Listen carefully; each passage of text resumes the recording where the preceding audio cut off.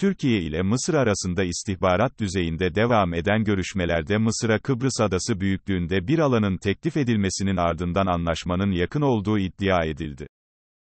Türkiye'nin Doğu Akdeniz'de Mısır ile anlaşması durumunda Atina, Güney Kıbrıs Rum yönetimi ve İsrail büyük bir şok yaşayacak. Dışişleri Bakanlığı ile Milli İstihbarat Teşkilatı arasındaki koordinasyonun güçlenmesi sayesinde Türkiye'nin dış politikası ve operasyonlarında başarısı göz dolduruyor. 2010'lu yılların başında Milli İstihbarat Teşkilatı bünyesinde kurulan Dış İstihbarat Analizi ile birlikte diplomasi ve istihbarat birimleri önemli roller üstlendi. Gelinen noktada, Suriye rejimi ve Mısır gibi ülkelerde en kritik konular, istihbarat düzeyinde ele alınıyor.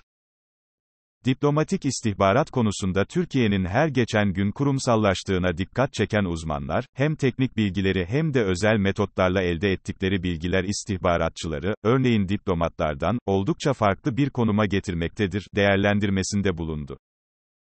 Milli İstihbarat Teşkilatı son yıllarda bölgede en güçlü istihbarat örgütü olduğunu farklı olay ve zamanlarda kanıtladı. Irak ve Suriye gibi ülkelerdeki yerel ağ unsurları sayesinde hem üst düzey teröristlerin etkisiz hale getirilmesinde, hem de kaçırılan yabancı ülke vatandaşlarının terör kamplarından kurtarılmasında kritik roller üstlendi.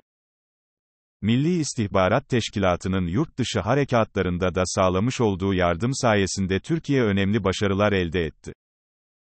Milli İstihbarat Teşkilatı gelinen noktada Türkiye'nin ulusal güvenliğini ilgilendiren en kritik konularda önemli roller üstleniyor.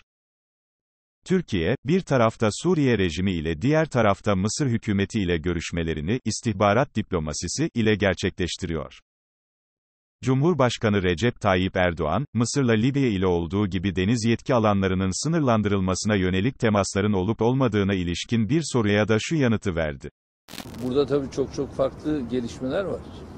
Örneğin, yani Mısır'la istihbari görüşmelerin yapılması farklıdır. Yaparız. Hiçbir bizim açımızdan engel yoktur. Ama Yunanistan'la Mısır'ın yapmış olduğu bir anlaşma bizi üzmüştür. Çünkü Yunanistan'la Mısır'ın arasındaki bağlarla bizim Mısır arasındaki bağlarımız çok farklıdır. Bunun ele alınması gerekir. Ama istihbarat noktasında görüşmeler her an yapılabilir. Doğu Akdeniz'de Mısır'ı kullanan Yunanistan, başka hiçbir konuda ortak paydaları bulunmadığı halde Türkiye karşıtlığı üzerinden Mısır'ı yanına çekiyor.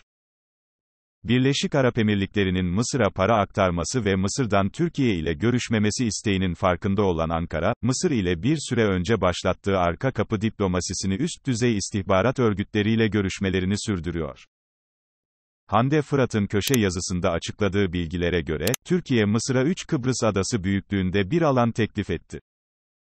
Mısır deniz yetki alanları konusunda Türkiye ile anlaşırsa 3 Kıbrıs adası büyüklüğünde bir alanı ekonomisine katacak. Açık şekilde Mısır'ın çıkarı Türkiye ile hareket etmektir mesajı verildi.